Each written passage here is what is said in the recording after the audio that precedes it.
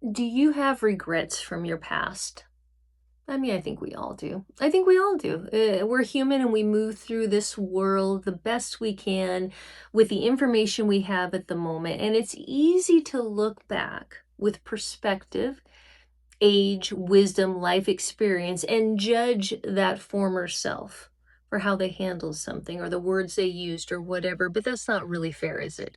Because we're not the same people that we used to be. But I'm not immune to life regrets. I mean, I have some big ones and I have some small ones, but I was reflecting the other day. The kids were having a kind of a rousing family discussion, and they brought up kind of a funny family story that I kind of mishandled as a mom. And I have deep regrets about that. I just cringe, and the kids don't seem to be holding on to it too tightly.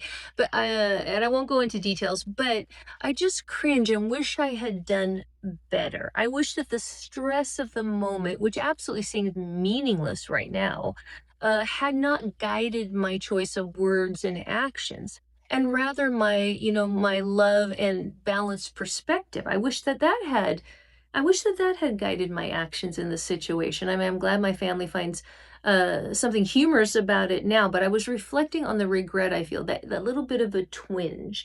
And I was thinking about how we all have regrets in our lives as we look back with, a better perspective, and wish that we had done differently, and how the story does not have to stop there. That's my main point for you today, and really for myself, is that if we just sit with our regrets and judge our past selves at various points along the way, there's nothing good that can come from that other than just sort of shame, embarrassment, cringe.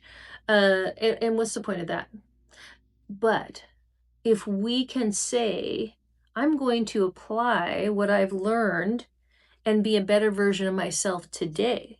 For example, like I was saying, my family was discussing a situation that I mishandled, and and I was thinking to myself, I wish I had been less concerned about the schedule and everything that was going down, and more concerned about basically having a balanced, loving, kind, generous home at that moment for the kids and our guests. Uh, I wish I had done that. Well, I can apply that knowledge today. The little things like the cleanliness of my home, or staying on schedule, or having a plan and sticking to it is not as important as being a generous, kind, loving individual. And I can apply those lessons today. So sometimes when we look back and we have regrets, cringe of how we handle something or anything like that, we cannot stop there. We can choose to not stop there and carry that into a life lesson that we apply today. And that's something we could do something about. So, not just allowing the regrets to beat us up and make us feel bad about ourselves, but to say, what can I learn from that, and how can I be a better version of myself today with those lessons in mind? And we all have room for improvement, right? None of us are going to be perfect till we get to heaven, truly.